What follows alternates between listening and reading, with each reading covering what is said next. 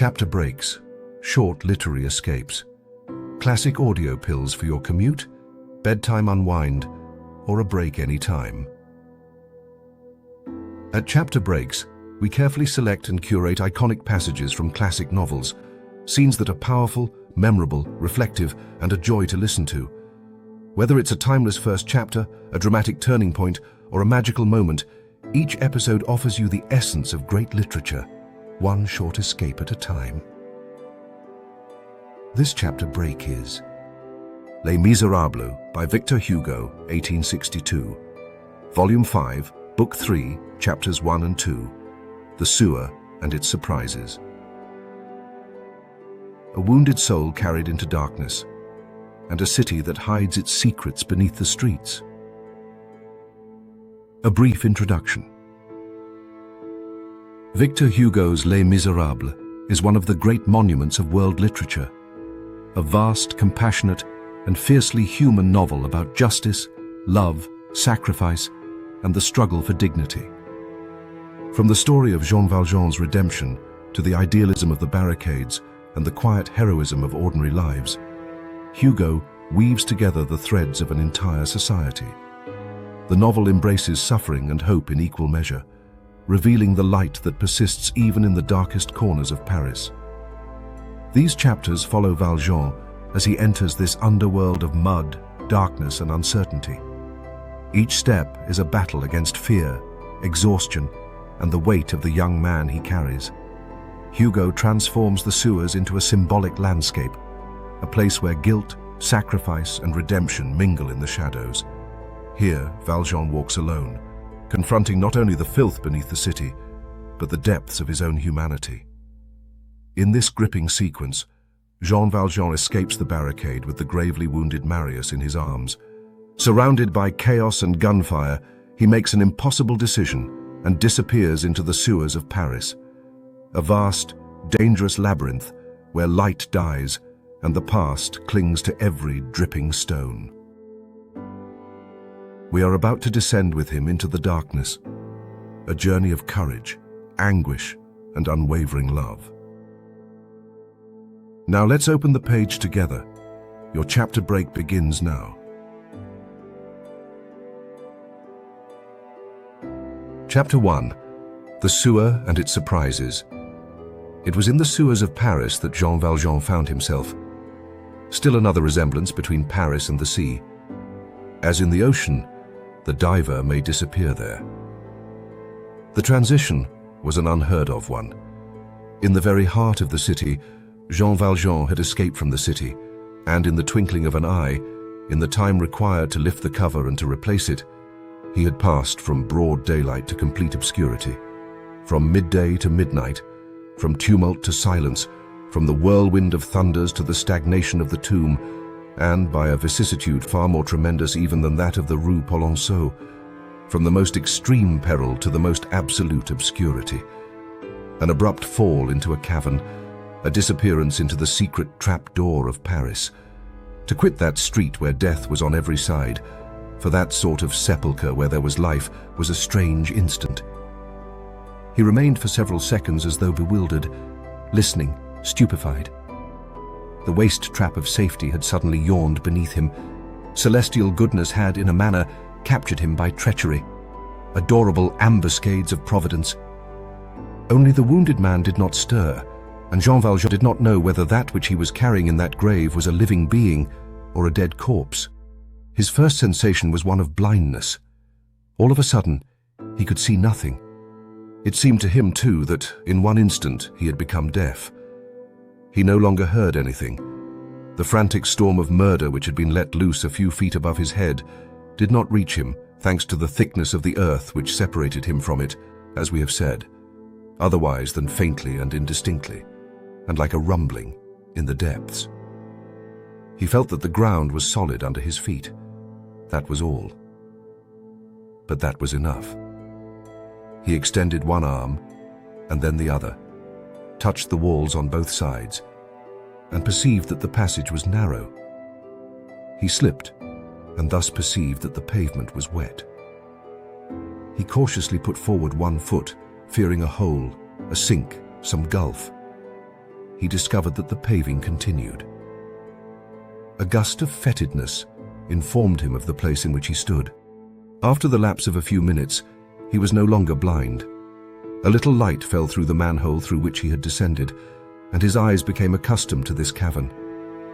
He began to distinguish something.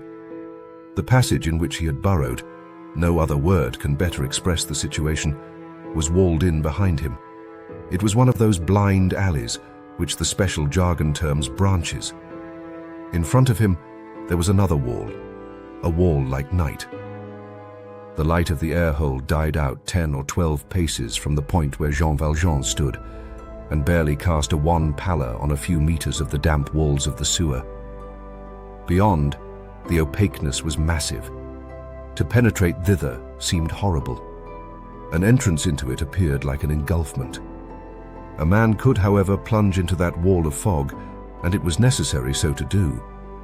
Haste was even requisite. It occurred to Jean Valjean that the grating which he had caught sight of under the flagstones might also catch the eye of the soldiery, and that everything hung upon this chance.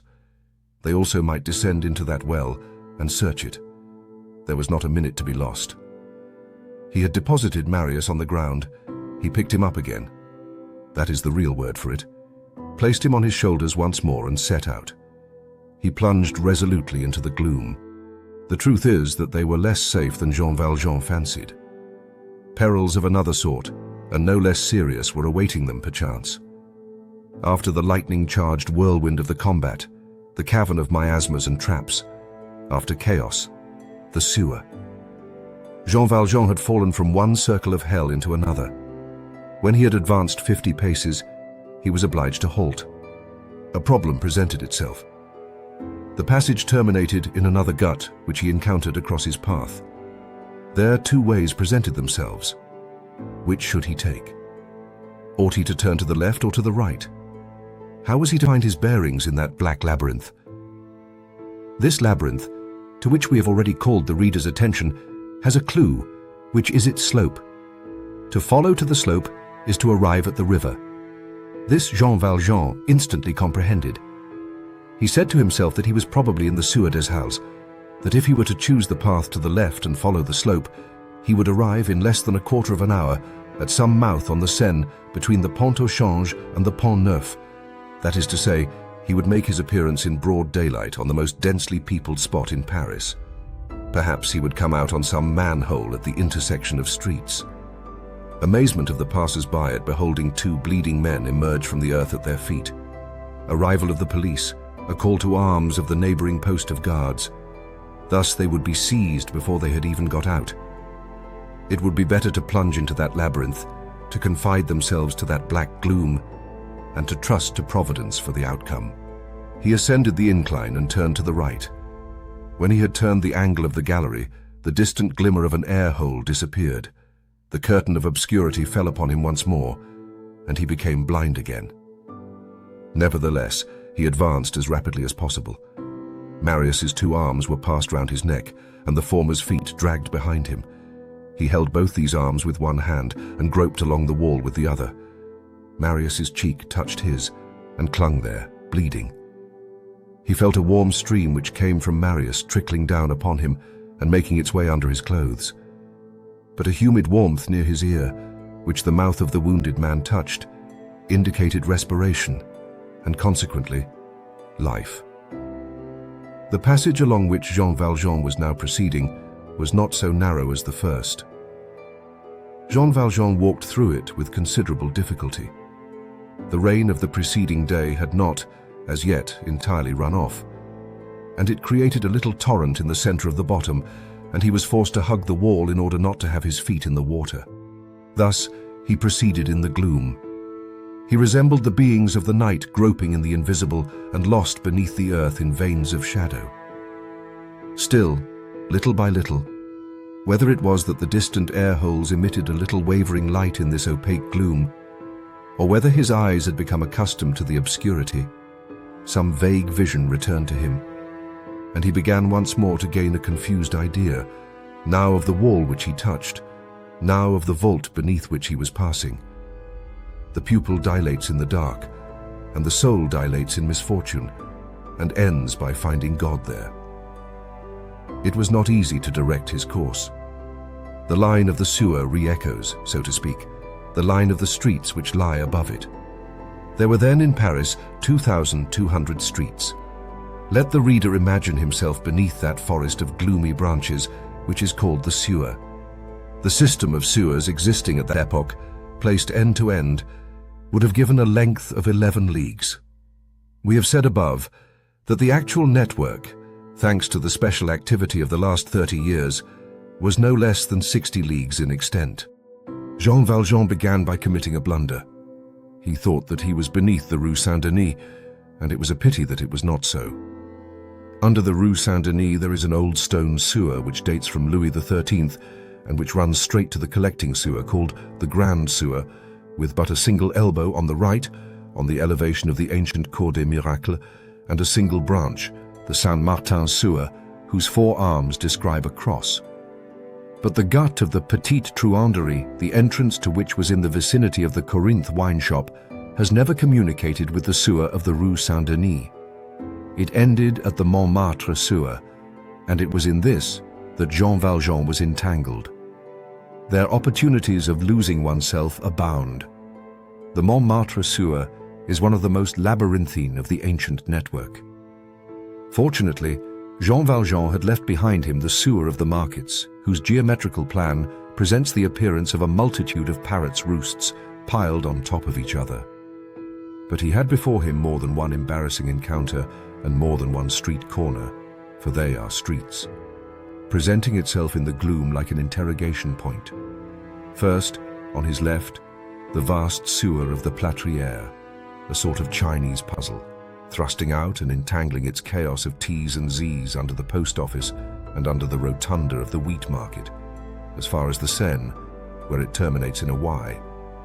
Secondly, on his right, the curving corridor of the Rue du Cadran with its 3 teeth, which are also blind courts. Thirdly, on his left, the branch of the Mail, complicated, almost at its inception, with a sort of fork, and proceeding from zigzag to zigzag until it ends in the grand crypt of the outlet of the Louvre, truncated and ramified in every direction. And lastly, the blind alley of a passage of the Rue des Jeuneurs, without counting little ducts here and there, before reaching the belt sewer, which alone could conduct him to some issue sufficiently distant to be safe. Had Jean Valjean had any idea of all that we have here pointed out, he would speedily have perceived merely by feeling the wall that he was not in the subterranean gallery of the Rue Saint-Denis. Instead of the ancient stone, instead of the antique architecture, haughty and royal even in the sewer, with pavement and string courses of granite and mortar costing 800 livres. The fathom, he would have felt under his hand contemporary cheapness, economical expedience, porous stone filled with mortar on a concrete foundation, which costs 200 francs the meter, and the bourgeois masonry known as a petits matériaux, small stuff. But of all this he knew nothing. He advanced with anxiety, but with calmness, seeing nothing, knowing nothing, buried in chance, that is to say, engulfed in providence. By degrees, we will admit, a certain horror seized upon him. The gloom which enveloped him penetrated his spirit. He walked in an enigma. This aqueduct of the sewer is formidable. It interlaces in a dizzy fashion. It is a melancholy thing to be caught in this Paris of shadows. Jean Valjean was obliged to find and even to invent his route without seeing it. In this unknown, every step that he risked might be his last. How was he to get out? Should he find an issue? Should he find it in time? Would that colossal subterranean sponge with its stone cavities allow itself to be penetrated and pierced? Should he there encounter some unexpected knot in the darkness? Should he arrive at the inextricable and the impossible? Would Marius die there of hemorrhage and he of hunger? Should they end by both getting lost, and by furnishing 2 skeletons in a nook of that night? He did not know. He put all these questions to himself without replying to them. The intestines of Paris form a precipice. Like the prophet, he was in the belly of the monster. All at once, he had a surprise. At the most unforeseen moment, and without having ceased to walk in a straight line, he perceived that he was no longer ascending. The water of the rivulet was beating against his heels instead of meeting him at his toes. The sewer was now descending. Why? Was he about to arrive suddenly at the Seine? This danger was a great one, but the peril of retreating was still greater. He continued to advance. It was not towards the Seine that he was proceeding. The ridge which the soil of Paris forms on its right bank empties one of its watersheds into the Seine and the other into the Grand Sewer. The crest of this ridge, which determines the division of the waters, describes a very capricious line. The culminating point, which is the point of separation of the currents, is in the Sainte-Avoye sewer, beyond the Rue Michel-le-Comte, in the sewer of the Louvre, near the boulevards, and in the Montmartre sewer, near the Halles. It was this culminating point that Jean Valjean had reached. He was directing his course towards the Belt sewer. He was on the right path, but he did not know it. Every time that he encountered a branch, he felt of its angles, and if he found that the opening which presented itself was smaller than the passage in which he was, he did not enter, but continued his route, rightly judging that every narrower way must needs terminate in a blind alley, and could only lead him further from his goal, that is to say, the outlet. Thus he avoided the quadruple trap which was set for him in the darkness by the 4 labyrinths which we have just enumerated. At a certain moment, he perceived that he was emerging from beneath the Paris which was petrified by the uprising, where the barricades had suppressed circulation, and that he was entering beneath the living and normal Paris. Overhead he suddenly heard a noise as of thunder, distant but continuous. It was the rumbling of vehicles. He had been walking for about half an hour, at least according to the calculation which he made in his own mind, and he had not yet thought of rest. He had merely changed the hand with which he was holding Marius. The darkness was more profound than ever, but its very depth reassured him. All at once he saw his shadow in front of him. It was outlined on a faint, almost indistinct reddish glow, which vaguely empurpled the flooring vault underfoot and the vault overhead, and gilded to his right and to his left the 2 viscous walls of the passage. Stupefied, he turned round. Behind him, in the portion of the passage which he had just passed through, at a distance which appeared to him immense, piercing the dense obscurity, flamed a sort of horrible star, which had the air of surveying him. It was the gloomy star of the police which was rising in the sewer. In the rear of that star, 8 or 10 forms were moving about in a confused way. Black, upright, indistinct, horrible. Chapter 2. Explanation. On the day of the 6th of June, a battue of the sewers had been ordered. It was feared that the vanquished might have taken to them for refuge, and Prefect Gisquet was to search occult Paris while General Bugeaud swept public Paris. A double and connected operation which exacted a double strategy on the part of the public force, represented above by the army and below by the police. 3 squads of agents and sewermen explored the subterranean drain of Paris, the first on the right bank, the second on the left bank, the third in the city. The agents of police were armed with carabines, with bludgeons, swords and poignards. That which was directed at Jean Valjean at that moment was the lantern of the patrol of the right bank. This patrol had just visited the curving gallery and the 3 blind alleys which lie beneath the Rue du Cadran.